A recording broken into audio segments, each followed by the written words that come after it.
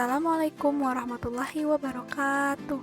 Hai teman-teman, kami dari kelompok 3 akan melaporkan hasil praktikum kami mengenai penurunan tekanan uap yang sudah kami lakukan di rumah masing-masing. Disimak ya. Yang pertama, ada tujuan. Tujuan daripada dilakukannya praktikum ini yaitu untuk mengamati perbedaan tekanan uap pelarut murni dan larutan. Selanjutnya yang kedua yaitu ada alat dan bahan. Yang pertama yaitu 3 buah gelas. Yang kedua, air secukupnya. Yang ketiga yaitu dibutuhkan 3 lembar plastik untuk menutup gelas tersebut. Berikutnya yaitu 3 buah karet. Lalu kita membutuhkan 2 buah sendok teh atau sendok berukuran kecil. Selanjutnya yaitu garam dapur. Dan yang terakhir yang kita butuhkan yaitu gula pasir. Setelah alat dan bahan, yang ketiga yaitu cara kerja. Cara kerjanya yaitu isi gelas pertama dengan air murni. Kemudian, gelas kedua diisi dengan air murni dicampur dengan gula sebanyak 1 sendok teh. Larutan gula ini disebut sebagai larutan non-elektrolit.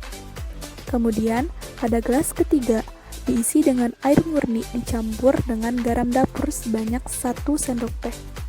Larutan garam ini disebut sebagai larutan elektrolit.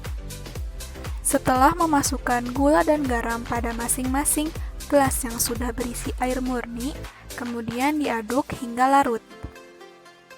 Berikutnya yaitu tutup ketiga gelas tersebut dengan menggunakan plastik. Setelah itu, ikat dengan menggunakan karet. Pastikan diikatnya dengan benar-benar rapat ya, supaya tidak ada udara yang masuk ke dalam gelas tersebut. Setelah didiamkan selama beberapa lama, ambil ketiga tutup gelas tersebut dan amati banyaknya butiran air pada ketiganya. Manakah yang mengandung butiran air lebih banyak? Yuk kita lihat hasil pengamatannya. Pada percobaan Ahmad Said, didapatkan bahwa uap air murni lebih banyak dibandingkan dengan uap larutan gula maupun larutan garam.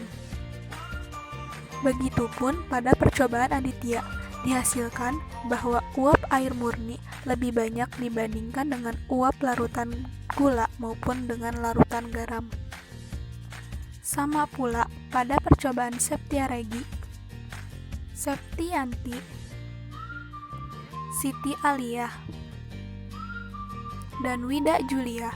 Pada percobaan mereka pun dihasilkan bahwa uap air murni lebih banyak dibandingkan dengan uap larutan gula maupun larutan garam. Nah, setelah melihat hasil pengamatan, berikutnya yaitu beberapa pertanyaan yang akan langsung kita jawab. Pertanyaan pertama yaitu, proses apakah yang menyebabkan air menempel pada tutup gelas? Jawabannya adalah proses penguapan. Air yang menempel pada gelas terjadi karena proses penguapan atau adanya tekanan uap yang terjadi karena suatu zat cair dimasukkan ke dalam suatu wadah tertutup. Alhasil terjadilah proses penguapan. Nomor 2. Adakah perbedaan jumlah butiran air yang menempel pada tutup gelas air murni dan larutan gula? Jelaskan mengapa terjadi demikian. Jawabannya ada.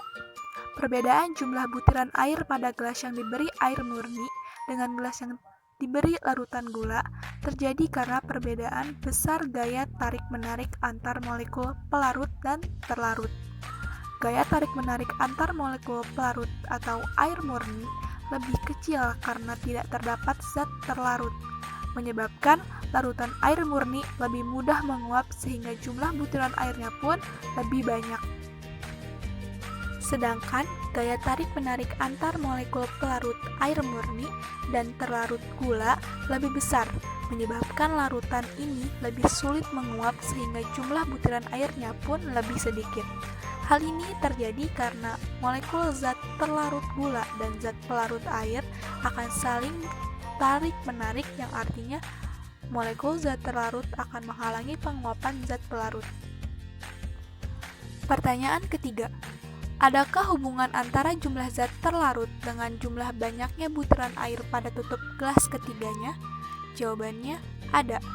Karena semakin banyak zat terlarut dilarutkan dalam zat pelarut, sedangkan jumlah zat pelarut tetap, maka butiran air akan semakin sedikit. Oke teman-teman, yang terakhir adalah kesimpulan. Kesimpulannya yaitu, butiran air pada tutup gelas yang berisi air murni lebih banyak dibandingkan dengan gelas yang berisi larutan gula ataupun gelas yang berisi larutan garam. Terima kasih semuanya. Semoga apa yang telah disampaikan bermanfaat ya. Wassalamualaikum warahmatullahi wabarakatuh.